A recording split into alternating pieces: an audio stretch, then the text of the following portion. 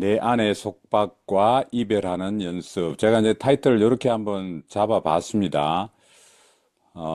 새로운 한 해가 되게 되고, 또 이런 시즌이 되면 내 스스로에 대한 평가, 그리고 주위에서 나에 대한 평가, 이제 연말이 되면 그렇게 되고, 또 새로운 이제 시작을 앞두고, 올해 내 걸음이 어떻게 될까? 내가 맡은 그 직은 잘 감당할 수 있을까? 뭐 그런 책임과 부담과 또 평가에 대한 그런 조바심 같은 것도 있을 수 있겠지요.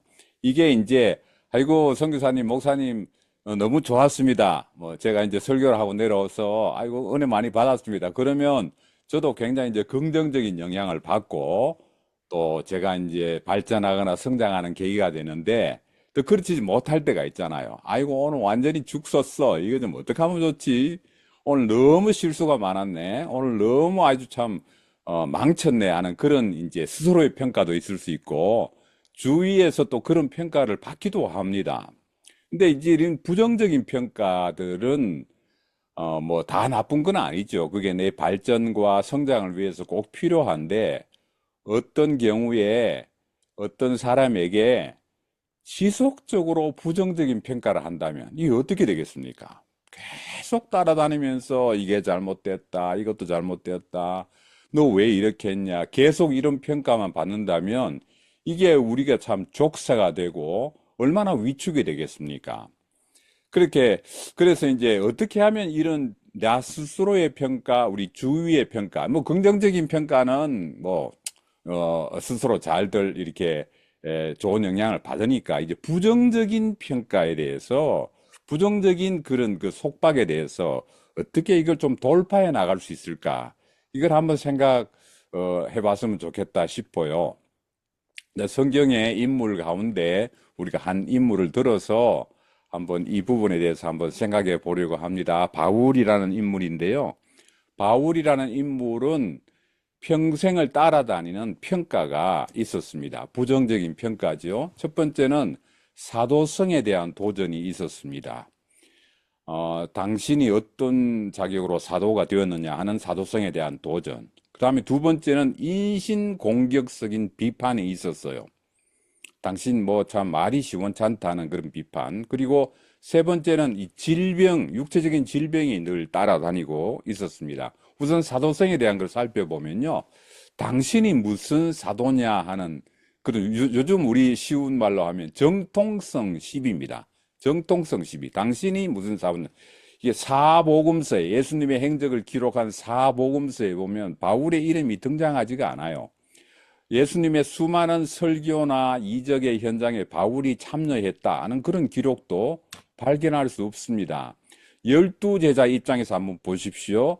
자기들은 3년 동안 예수님 따라다니면서 정말 참 때로는 혼도 나고 때로는 위로도 받고 때로는 격려도 받고 아주 참 고된 그런 제자의 훈련을 거쳤는데 이 바울이라는 인물은 그런 인물이 아니고 오늘 사도행전 9장에 보니까 오히려 예수님의 그 행적을 따라다니지 않는 정도가 아니라 이 박해를 한 그런 인물이었단 말이죠. 예수 믿는 사람들 잡아 죽인. 그래서 바울이 대적의 사울이 예수님을 만난 다음에 다메섹 가는 도상에서 변화한 다음에 예루살렘에 가니까 제자들이 다 두려워했다. 성경 그렇게 기록하고 있어요. 두려워했다. 그러니까 12제자가 3년 동안 훈련하고 사역의 준비를 할 동안 이 바울이라는 인물은 전혀 그런 부류에 끼지 못했어요. 옛날에 신라 시대 때 성골이라고 있지 않습니까? 왕족과 왕족 사이에 결혼한 것을 성골이라 그러죠. 그보다 조금 직급이 낮으면 왕족과 귀족 사이에 결혼한 그런 후손들을 진골이라고 했지 않습니까? 바울은 예수님의 그 제자라는 그 측면에서 봤을 때 전혀 정통성을 인정받지 못한 진골이었어요. 성골에 끼지 못하는. 그러니까 당연히 제자들로부터 12제자를 비롯한 부류로부터 당신이 무슨 권리로 사도직을 행하느냐, 이 사도성에 대한 도전을 계속 하게 됩니다. 정체성을 흔드는 거죠. 계속 우리 바울의 정체성을 흔듭니다. 당신이 뭔데 하는 거.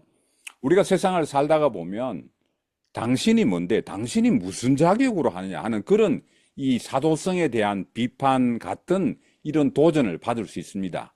바울은 어떻게 극복했을까? 이게 첫 번째 질문이고요. 두 번째 인신공격성 비판입니다. 고린도후서 10장에 보니까 당신 편지글은 그래도 무게가 있고 힘이 있는데 직접 대면해서 몸으로 보니까 페이스 투 페이스 해보니까 당신 영 약하고 말이 시원찮아. 이런 평을 받았어요. 다시 말하면 당신이 하는 말이 도대체 무슨 말인지 못 알아듣겠다는 그 말이거든요. 자, 여러분 보세요. 복음 전도자로, 설교자로, 선교사로 그 사역을 감당함에 있어서 당신 말이 시원찮아. 뭔 소린지 모르겠어. 그런 평을 들으면 얼마나 낙심이 되겠습니까? 얼마나 치명적이겠습니까? 누가 저한테 와서 설교를 마치고 제가 내려왔더니 목사님 설교는 도대체 못 듣겠어요. 서론, 본론, 결론도 없고 아이고 어휘도 그렇게 빈약해서 목사님 책 좀 읽으세요. 아니면 아이고 목사님 좀 스피치 학원이라도 좀 다니세요. 웅변 학원이라도 좀 다니세요. 누가 저한테 그런다면 여러분 그러지 마세요. 제가 그런다면 너무너무 낙심이 될 것 같아. 근데 바울은 그런 비판을 계속 받았어요.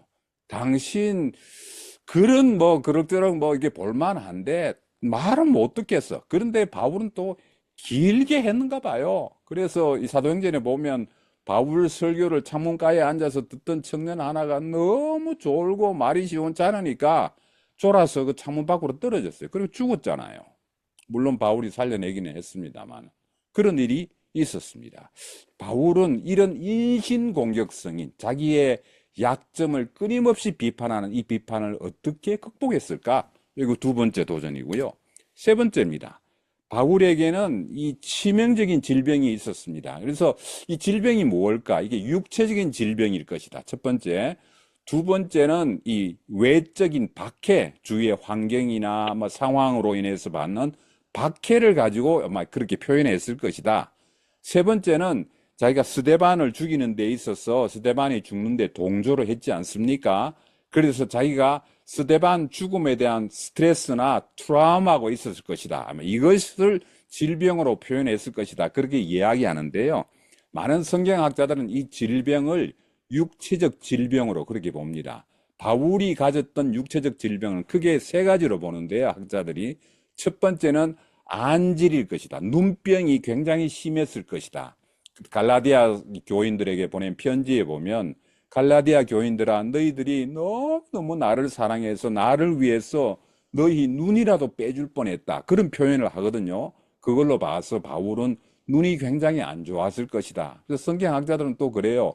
다메섹으로 가는 그 과정에서 굉장히 밝은 빛을 보지 않습니까? 바울이. 그래서 3일 동안 그 빛을 보지 못하고 하는 그런 상황을 그 이후로 계속해서 눈병에 시달렸을 것이다. 첫 번째. 두 번째 이육체적 질병이라는 것은 그 지중해와 북부아프리카 쪽에서 만연했던 말라리아 열병으로 인한 만성 두통이 있었을 것이다. 그렇게 보는 학자들도 있어요. 세 번째는 이 간질이 있었을 것이다. 에플랩시라고 하는 간질. 막 이렇게 쓰러져서 침 흘리고 막 경련하는 거 있잖아요. 이 세 가지 질병이 있었을 것이라는데 대개 많은 성경학자들은 이 세 번째 간질이라는 이 질병이 바울이 앓았을 것이다라고 그렇게 많이 이게 동의를 합니다. 성경에도 보면 바울이 고백하기를 내 육체의 가시 곧 사탄의 사자를 주셨으니 그렇게 표현했어요. 바울이 얼마나 괴로웠으면 자기 몸에 사탄의 사자가 지금 자기를 지배하고 있다. 그렇게 이야기했어요. 자, 요 세 가지. 사도성에 대한 끊임없는 비판, 정통성 시비죠. 당신이 무슨 사도냐? 당신이 무슨 자격으로 하냐 하는 이 비판. 두 번째는 인격 모독성. 아주 인격을 그냥 깔아먹는 그런 단점을 기는 당신 말 시원찮아. 당신 내려와. 당신 말 못 듣겠어. 하는 이 말에 대한 도전. 세 번째는 육체적인 질병, 치명적인 질병. 이 세 가지를 바울은 평생도록 뭐 1, 2년 앓은 것도 아니고요. 1년은 겪은 것도 아니고 평생도록 따라다니면서 족쇄처럼 굴레처럼 바울을 따라다녔습니다. 자, 그런데 인터넷에요, 바울에 관한 걸 치면 예수님의 제자를 비롯해서 많은 제자들 뭐 그렇게 있지만 바울에 관한 저술, 논문, 연구, 설교, 뭐 하여튼 토론, 자료들이 넘칩니다.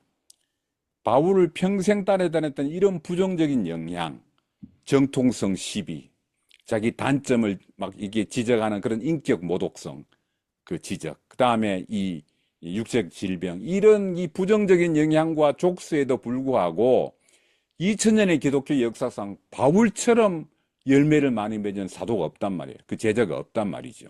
신약 성경 27권 가운데 13권을 기록한 성경 저자로, 선교사로, 목회자로, 사도로 바울만큼 많은 열매를 맺은 분이 없습니다.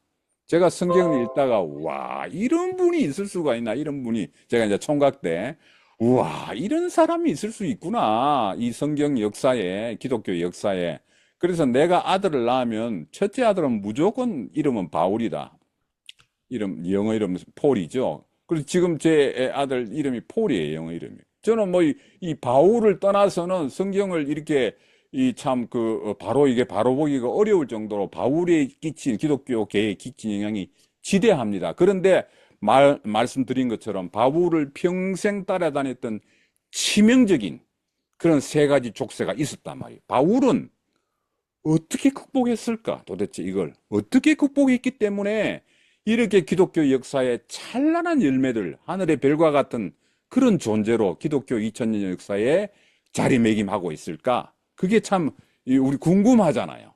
바울이 이 극복했던 그걸 우리가 조금 힌트를 얻으면 우리를 얽으면은 정체성을 흔드는 이런 도전들, 나의 약점을 끊임없이 흔드는 비판들, 내가 가지고 있는 육체적인 아픔들, 영적인 고통들을 극복할 수 있지 않을까 하는 생각으로 내 안의 속박을 벗어나는, 이별하는 연습이라 그렇게 타이틀을 한번 잡아보고 바울을 모델로 생각해 봤습니다. 한번 이제 바울이 어떻게 극복했나, 요 세 가지를 한번 살펴볼 텐데요. 첫 번째, 사도성에 대한 도전입니다.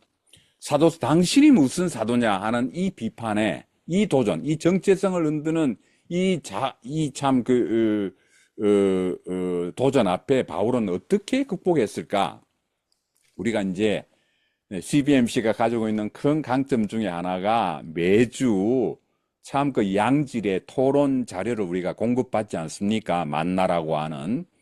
만나의 자료들을 쭉 보면 뭐 비전에 관한 거, 리더십에 관한 거, 섬김에 관한 거, 인내에 관한 거, 사랑에 관한 거, 재정 관리에 관한 거, 인간관계에 관한 거, 조직에 관한 거, 뭐 여러 우리가 참 그 좋은 그 양질의 재료를 우리가 많이 공급받는데요.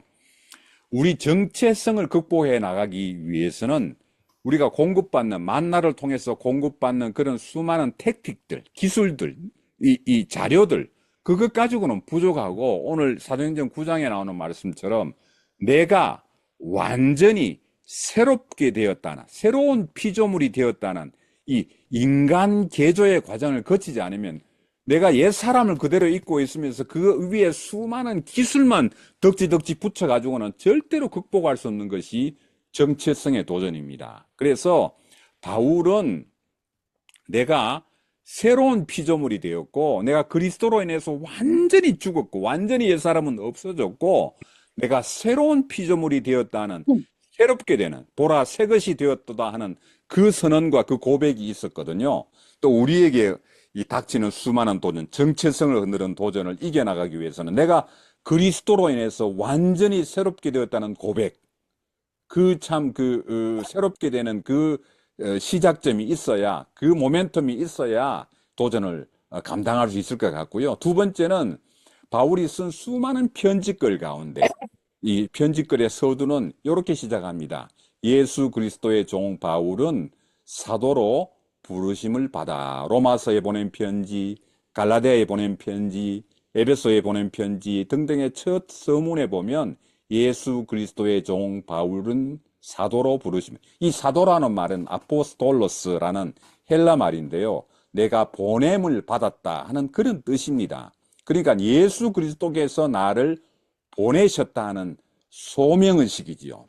내가 완전히 그리스도로 인해서 새롭게 되었고, 그 다음에 두 번째는 예수님께서 나를 보내셨다는 소명의식에 바로 서 있었습니다. 그렇게 했을 때 내가 고린도후서 12장 11절 지극히 큰 사도들보다 조금도 부족하지 않다 하는 당당함을 회복할 수 있었습니다. 정체성을 가지고 있고 강한 정체성을 가지고 흔들리지 않았습니다. 여기 큰 사도들이라는 말은 예수님의 12제자를 비롯한 그 참 따르는 무리들이죠. 내가 당신들보다 절대로 못하지 않다. 나는 비록 3년 동안 예수님을 따라다니지 않고 예수님의 기적의 현장에 동참한 그런 기억은 없지만, 그런 역사는 여러분들과 나는 다르지만, 내가 지금 새롭게 되는 그 역사를 통해서 당신들 지극히 큰 사도들보다 전혀 부족함이 없다는 당당함을 바울은 사명의식과 소명의식으로 돌파해 나갔습니다. 두 번째입니다. 당신 하는 말이 도대체 무슨 말인지 모르겠어라는 이 인신 공격성 비판을 바울은 어떻게 극복했을까? 우리 여러분들을 향한 비판들, 나를 향한 비판들을 어떻게 극복해 나갈 수 있을까요? 바울을 통해서 힌트를 한번 얻어보려고 합니다. 고린도후서 11장 6절에 보면 내가 비록 말에는 부족하다. 말에는 부족하다고 쿨하게 인정했어요. 자기 약점을 지적하는 걸 가지고 나는 그게 아니야. 내 말 들어봐. 아니야. 내 말 들어보라니까. 내 말 먼저 들어봐. 방어하지 않았어요. 변명하지 않았어요. 자기 약점에 대해서는 완전히 인정했어요. 내가 그래. 내가 부족해. 그건 부족해. 내가 인정해. 그러면서 바울은 강점을 붙들었어요. 자기가 잘하는 강점. 그렇지만은 지식에는 그렇지 아니하다 그랬습니다. 내가 말에는 부족한 거 내가 인정해. 말은 부족해. 그러나 복음과 주를 위한 지식에는 부족함이 없다 하는 확실한 그 강점을 가지고 있습니다. 여러분, 우리 누구에게나 약점이 있죠. 저도 약점이 있거든요. 저분에게는 강점인데 나에게는 약점이 되는 그런 게 다 있어요. 내 약점을 인정하는 것, 그리고 내가 잘하는 강점을 가지고 섬기고 봉사하는 것, 이게 바울이 했던 겁니다. 바울은 자기가 잘하는 지식, 복음에 대한 확신을 가지고 율법에 대한 그 지식, 율법을 해석하는 그 능력을 가지고 수많은 편지글들 통해서 우리들에게 13권이나 되는 신약 성경의 작품을 남겨주었습니다. 바울은 잘하는 것을 붙들었어요. 내가 잘하는 것 가지고 섬기고 봉사하면 됩니다. 내가 가지고 있는 약점은 인정하자고요. 인정하고, 내가 참 부족해. 내가 약해. 정말 죄송해요. 내가 그분 약해요. 그거 좀 도와주시면 좋겠어요. 인정하고, 내가 잘하는 것으로 섬기고 봉사하는 것. 제가 지난달에 한국에 잠시 갔다 왔는데요. 제 아들 녀석이 3살 먹은 딸하고 1살 먹은 아들, 둘을 키워요. 근데 이 아들 부부가 직장을 다녀요. 그래서 제가 이제 가보니까 아들 부부가 직장을 나가고 애들 또 어린이집에 보내고 하니까 이게 매일매일이 전쟁이고 난리통이에요. 이게 뭐 제가 이제 시어른으로서 가서 따뜻한 밥 한 끼 얻어먹기가 힘들어요. 와, 밥 얻어먹기는커녕 내가 다 청소해줘야 되고 가고 나면 뭐 이거 도와줘야 돼, 집사람은 같이. 아이고, 그러니까 며느리가 있는데 며느리한테서 밥도 못 얻어먹고 그렇게 되나 이렇게 불평할 수 있지만 이렇게 내려놨어요. 쟤들이 아침에 출근해가지고 도저히 이런 환경에서 이런 집에서 못 살겠다. 집에서 도망 안 나가고 저녁에 집으로 돌아오는 게 어딨냐. 집으로 돌아오면 감사하자. 돌아오면 집으로 살겠다고 그런 애들 키우겠다고 들어오면 그거 자체로 오늘 만족하자. 그렇게 봐주기 시작했어요. 그러니까 아무 문제가 없더라고요. 걔들이 잘하는 거 봐주고 걔들이 잘 안 되는 부분들은 그냥 덮어주고 내가 약한 게 있는 것처럼 남에게도 그렇게 적용하면 어떨까 싶습니다. 세 번째입니다. 질병입니다. 육체적 질병. 사생결단하면서 바울은 하나님께 매달렸어요. 고쳐달라고. 그런데 참 주님이 주신 답이 참 바울에게는 너무나 참 안타까운 답이에요. 그게 요겁니다. 내 은혜가 네게 족하다. 네가 지금 앓고 있는 병이 너 은혜가 너 족한 거야. 그거 너 없게 해주세요. 그렇게 얘기하지 마. 왜 그러냐면은 내 능력이 네가 지금 약한 그곳에서 내 능력이 나오는 것 아니냐? 예수님이 주신 답이에요. 그래서 바울이 깨달았어요. 그래서 나는 약한 것을 자랑한다 그랬습니다. 고린도후서 11장에서. 그래서 바울은 자기 약한 것을 가지고 그렇게 절망하거나 좌절하지 않았어요. 그러면서 우리가 참 육신적으로도 그렇고 영적으로도 그렇고 정신적으로도 그렇고 우리가 약한 게 다 있지요. 아플 때도 있지요. 고난이 있을 수 있지요. 우리에게 닥치는 고난은 우리에게 주신 주님의 위로가 있는데 그 위로는 고린도후서 1장 4절에 보니까 모든 환난 중에 있는 자들을 능히 위로하신답니다. 내가 받는 이 고통, 환난을 통해서 누군가는 위로를 받는답니다. 제가 그러면서 이 말씀 생각하면서 제 그 가정 얘기를 잠깐 할게요. 뭐 아시는 분은 아시겠지만 제 집사람이 한 4, 5년 전에 머리에 큰 수술을 받았습니다. 지금은 이제 많이 뭐 이제 정상 생활을 하고 있는데요. 그때 수술을 하려고 하는 그 즈음에 머리를 열고 하는 수술이니까 얼마나 제가 남편으로서 초조합니까? 그래서 한국에서 수술을 받았는데요. 그때에 제 가슴에 남아있는 큰 위로가 뭐냐면 제가 어떤 목사님 부부를 만났는데 그 목사님 교회의 전도사님이 여전도사님이 제 아내랑 똑같은 증상의 병을 앓았어요. 그래서 제가 이제 그 병을 알았다 그러니까 제가 너무 이제 막 궁금하고 그래서 목사님 그래서 그 전도사님이 어떻게 됐습니까? 그러니까 아이고 고쳐가지고 지금 다 나았을걸요. 그래요. 그래요. 그러면 지금 뭐 하십니까? 그러니까 교회 사역 하시는데요. 계속 하신대요. 아이고 그 말이요. 얼마나 위로가 되는지 몰라요. 제 집사람이랑 똑같은 증상이고 똑같은 수술을 받았는데 다 나아가지고 지금 교회 사역을 하고 계신데요.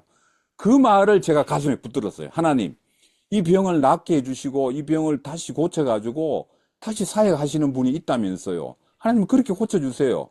그 집사람이 머리를 열고 수술했는데 10시간 수술 받았습니다. 그런데 지금 그렇게 회복하는 단계에 있고 다 이렇게 잘 이렇게 마무리가 됐거든요. 제가 제 가족이 아프다 하는 그 상황일 때 제일 큰 위로는 누구냐? 옆에서 뭐 와서 뭐 이렇게 뭐 위로하는 그것도 위로가 되지만 정말 큰 위로는 뭐냐면 똑같은 병을 앓은 사람이 똑같은 수술을 받았는데 똑같은 병원에서 받았는데 똑같이 나아가지고 지금 현재 사역하고 있다더라 하는 그 말이 그렇게 위로가 됐어요. 오늘 고린도후서 1장 4절이죠. 모든 환난 중에서 우리를 위로하사 모든 환난 중에 있는 자들을 능히 위로하게 하시는 이시로다. 바울이 그랬고 예수님이 그랬지 않습니까? 십자가상에서 예수님이 다 고통을 받으시고 우리로 하여금 그 고통과 죽음을 이겨내신 부활의 첫 열매가 되셔서 우리에게 소망이 되어 주시기 때문에 우리가 갖는 어려움과 환난들은 이겨낼 수 있는 열매로 보여주신 바울도 계시고 예수님도 계시기 때문에 우리가 위로를 받는다. 그런 이제 도전을 우리가 가지게 됩니다. 내 안의 속박과 이별하는 연습, 우리를 스스로를 이렇게 속박하는 것들이 많이 있죠. 정체성을 흔드는 것들. 당신이 무슨 자격이야? 당신이 회장 자격이 돼? 당신이 무슨 직분자야? 당신이 무슨 장로야? 당신이 무슨 기독교인이야? 직장과 일터에서, 교회와 가정에서 신실한 크리스찬으로 살아가노라면 우리가 이런 도전을 꼭 받습니다. 아니면 주위에서가 아니면 내 스스로 그런 또 도전을 받죠. 내 스스로 그렇게 또 이 참 자괴감 때문에 내가 무슨 기독교인이야, 내가 무슨 자격이 있어, 스스로 정체성의 혼란에 올 때가 있습니다. 당신 능력도 없는데, 당신 잘하는 것도 없는데, 당신 잘하는 게 뭐야? 우리의 약점을 파고드는 그런 우리를 흔드는 그런 도전들. 그리고 육체적으로 영적으로 당하는 환란과 어려움들을 우리가 사노라면 2026년 올해도 사노라면 꼭 이런 어려움과 환란과 또 이 문제들 앞에 우리가 봉착하게 됩니다. 그때 우리 바울이 이겨낸 것처럼 바울이 승리해서 수많은 참 기독교 역사의 가장 찬란한 열매를 남기고 우리에게 별이 된 것처럼 우리의 모범이 된 것처럼 우리도 우리를 흔드는 자격을 흔드는 그런 정체성의 혼란 가운데서 우리의 능력의 혼란 가운데서 우리의 영적으로 육적으로 당하는 그런 환란과 고난을 이겨내는 모든 우리 CBMC 회원들 우리 귀한 우리 지체들 되기를 주의 이름으로 축원합니다. 감사합니다. 마치겠습니다. 아멘. 감사합니다. 네,